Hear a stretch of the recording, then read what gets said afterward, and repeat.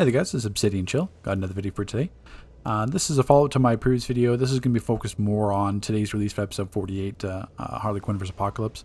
And I felt, not only as a player, but also, I haven't talked about it a lot, that I'm in the Creator League for DCUO Online. I was kind of waiting until they made it publicly available and then kind of share that or my thoughts or the process, stuff like that. But I felt I had an obligation under that to let you guys know that this episode wasn't ready. This episode was not ready to be released, and I say that to manage your expectations, so that because the prevailing theme right now is that DCUO Online has an engagement problem, and that's the way I want to put it. Even EG7 has mentioned it. I covered it in the video where episode 47 didn't have the proper engagement that they were looking for. So we should be encouraging players to come back to the game. Want to keep them there playing, not just bring them back to the game. They check it out for a week or even less than that, or a few days, and see all the recurring issues and then leave again. That's not what you want to have happen. And I hope that doesn't happen with episode 48, but it's kind of shaping up to be like that. So they have mentioned some things for the release. Kind of get the overall picture. I've been primarily involved with testing this game since Stats Revamp. I've been playing this game since beta. So I understand that things can be released, or there's maybe issues that get released onto live server, because you can't replicate live server on test server environment. It's just the population size, I'm sure everything else, size-wise, or whatever. There's stuff that carries over.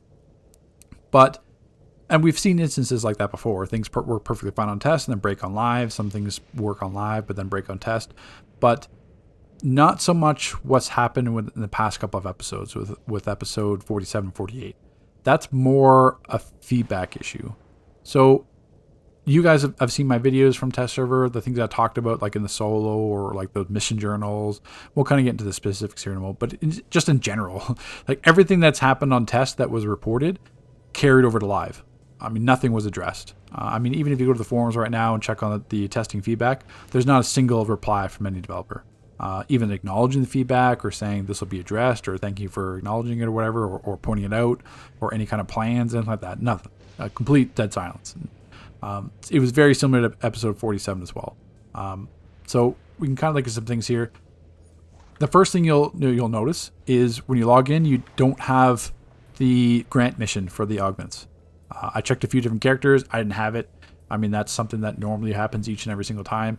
Maybe it's because we have this new open welcome page here, but there's no augment grants. You have to pay 5 marks for that. The other thing with the augments is that the main thing was in the solo, there's a puzzle that is purposely designed to waste your time. I can't see any other reason why. Same thing with the Lashina fight, where you'll run into it. You have to defeat her like 4 or 5 times in the hallway because she comes purposely invulnerable. But at least with the puzzle was, okay, the augments come, you get 2 augments to reduce the puzzle from 4 to 2. At least then it doesn't waste as much time. They're not working. So before you try to level up to rank 19 to get your mother box, don't wait on that, because that's not working. The other major thing is the pointer mission, Harley Quinn vs. Apokolips, where you have to go through the speak to Harley Quinn, then do the solo, alert, raid, and then you turn in the journal mission to Mr. Miracle to get the OP waste. That's not available. So, you can't even get the OP waste right now, because that's tied to that pointer mission. The Houseboy Convoy, anyone playing that's going to realize right away that it takes like 4 or 5 times to get credit. The ads instantly die if you're in a group phase with you can do a trick where basically if you're in a phase by yourself, you can just not destroy the convoy and the ads will respawn. That you can kind of get more credit there. But that's not going to happen in any kind of populated phase, especially with the announcement that says the convoys arrived or convoys destroyed. Plus, it seems like there's about a 5-minute cooldown, which that was supposed to be corrected to like 2 minutes and 30 seconds from test.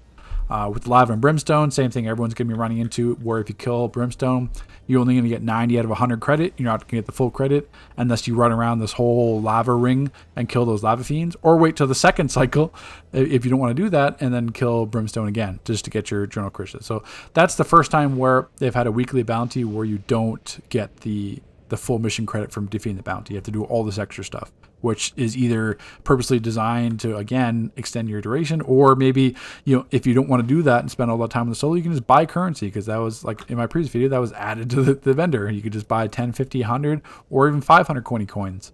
For 22,500 Daybreak cash, that's about $260 Canadian. So whatever that is equivalent in US or Euro.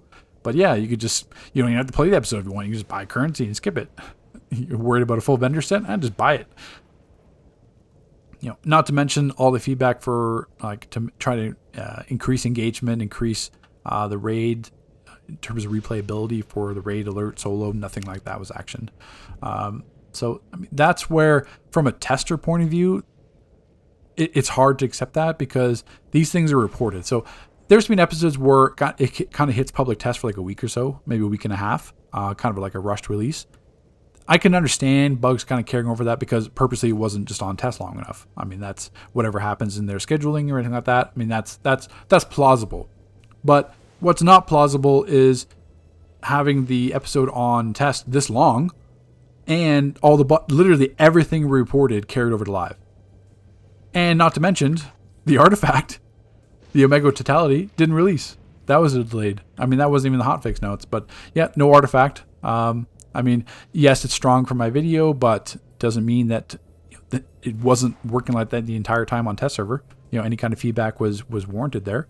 That's why I purposely wait until the end of the cycle to make my artifact now videos, just because I assume so much stuff's going to change because it doesn't release, in the best situation. There's always adjustments made to artifacts. Look at how much like 10-2 Totem changed or the tank artifact. I mean, it changed so much that I still had my inherent bias from the tank artifact and said it was OP where it's not. It was just, I was so used to it being completely OP because it changed and was on test for like 2-3 months or something. And then my bias carried over to that video and made me seem like something was OP where it really wasn't in terms of the Red Tornado. But, it's the same thing. So you want to drive engagement to a new episode. Hey, it's brand new content, DC Line, come back. They have those trailers on YouTube and Twitter and everything else. But then the content those players are coming back to is all bugged and has all these issues. You're not really has much encouragement for those players to stay. I mean, even when we go over the feats, yes, they said not all the new feats are in the episode yet.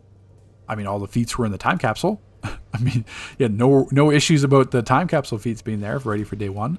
But if you go to the episode feats, I mean, we've got 4 raid feats, one of them being elite, the other are normal. I mean, there's like 6 or 7 alert feats. One is elite plus, which you can't even do. Who knows what elite plus is going to be like? It's already like a less than 10-minute alert. And then they added like the base items, augments, one style, OP waste, stuff like that. So there's no solo feats live right now. And only, like I said, only 4 raid feats. And then there's some alert feats. So, I mean, obviously the alerts, the feats in general aren't finished, which is rare. I mean, we get plenty of times where new feats come like halfway through an episode where they bring us like new, vendor accessories, stuff like that, or add in a couple of raid feats, stuff like that. That's perfectly viable. But to release an episode where you don't know all the feats, same thing. I don't know if that's something where it's on purpose, where it's like, hey, come back to your feat. Hey, come back to the episode. We know there's, a huge community of completionists and skill point chasers. So we're going to basically say, hey, after a few weeks of the episode, we're going to release all the other feats. So you have to come back and play it again. I'm not, I'm sure that's not what happened in this case, but like I said, it's all these issues where they've been persistent the entire time with their tests, have been reported multiple times, and then nothing gets actioned. So, I mean, as a tester, you feel helpless, you feel worthless, you feel what's the point of testing, because everything that you reported is just going to make it to live release anyway. So it's one of those things where I understand, say it was fixed on test. I understand that they're for PlayStation, for Nintendo, for Microsoft, it takes longer to get those fixes through approval. And that's why so many times the Switch release has been released, because they know the episode's broken. So they don't release it on Switch because it takes so much longer to get approval. So they can't do that multiple times. So then just wait until the episode's actually ready and then release it on Switch. But none of this stuff was fixed on test. So it's like we don't know if that's going to get fixed because none of it was fixed on test. None of it was acknowledged publicly. So we have no idea what's going on. We're just basically left kind of helpless. And throughout all of this, at the same time, the content itself isn't good. I mean, we made these multiple suggestions for the raid, for the alert. Nothing happened. We don't know. Same thing. We have no kind of communication on Save Universe. So that's going to be coming to. So we've got this episode that's got a 2-boss elite fight. That's like 15 minutes. We got a 10-minute alert and then a 6-minute solo with some open world missions that are spread out that no one likes and takes multiple times to get credit. And this is supposed to last us until like probably mid to end Q1, I'm guessing. So for the next at least 3 months. And in that time, we're going to have like the anniversary event and everything, but that's not new. I mean, that's just the same thing every year. Maybe we'll get Save the Universe in Q4. Who knows? But it's, I don't know. I'm trying to find ways to, have increased engagement, not only for myself as a community, but also to bring players back to just frontline, saying, hey, this is actually what's being changed or what's corrected. It's worth it to come back. Let's try it out. But it seems like everything else is working against me in that aspect, and it's really hard. It's funny enough, I recorded this. I mean, if you know the old Obsidian chill, this would have been a much more aggressive conversation. I can't be as aggressive, or I can't be, and I don't want to be as aggressive as I was in the past. I mean, there's so many players that aren't aware of that side of me or what I used to be like. But the conversation definitely could have gone that way. But I find myself struggling because I don't know what to do. I mean, I don't know what to do. I mean, I can keep doing everything that I have been doing, but then not seeing any basically success or any kind of fruits of those labors. But it's just something that I'm struggling with because I like I said, I don't know what to do. But we'll see. Give this episode, I'd say like a week or so, maybe 2 weeks, and then check it out, because I don't want you to come for the episode, get frustrated, because I mean, if you're worried about falling behind, you can just buy your vendor gear if you want. But it's something where it's got enough issues with it that it needs to be more polished. And for me, I wouldn't release knowingly a product that has issues. I would just delay it, just like episode 45. I mean, how many people cared that episode 45 Shock to the System got delayed? What was it, like a week or two? I can't remember exactly what the delay was, but it was delayed from the official release. I'm sure that messes up their internal scheduling and gets them in trouble, but I really don't recall any players being upset saying like, oh, what happened to this episode? You guys are so terrible because it was delayed. I'm sure everyone can agree that they would much rather have the episode released in a working as intended state, and then they can just enjoy it and not have any obstacles to enjoying it. Because I mean, right now, there's barely any feats. You can't get the OP mission. There's no solo feats. I mean, there's hardly any raid feats. There's no artifact. So I mean, it's tough. So I mean, let's carry on the karma section. I don't want to kind of ramble on too long. It's kind of a disjointed commentary, or disjointed. But yeah, just know that I try to do everything in my power to make DC Universe Online a great game. And that's something I can be proud of and stand behind, because that's what I do. My entire goal, not only with YouTube or with my community size or with any kind of influence I may have, is to try to make DC Universe Online a better game. Because I know it can be a better game, because it was in the past. It's not like DC Universe Online has been progressed, like, it's been terrible for years or decades or whatever. DC Universe Online was a great game. Everyone enjoyed it. It was really popular. And then some of the decisions that have been made since, I'd say like 2017, 2018, whatever, has kind of progressively made it a little bit less enjoyable. But it doesn't mean that it can't be enjoyable again, because everything that we need to work with is there.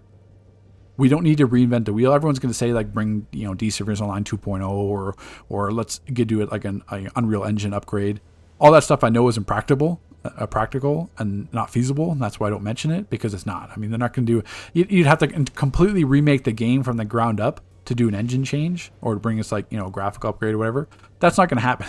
That's they're not going to devote those resources to it. And that's fine, because you don't need to. You just have to make the right decisions that the players are looking for, which is easy enough to do because it's all been done before. The blueprint is there because it happened all in the past. They just have to go out and do it. So we'll see. So like I said, as always, we'll see you in the next video.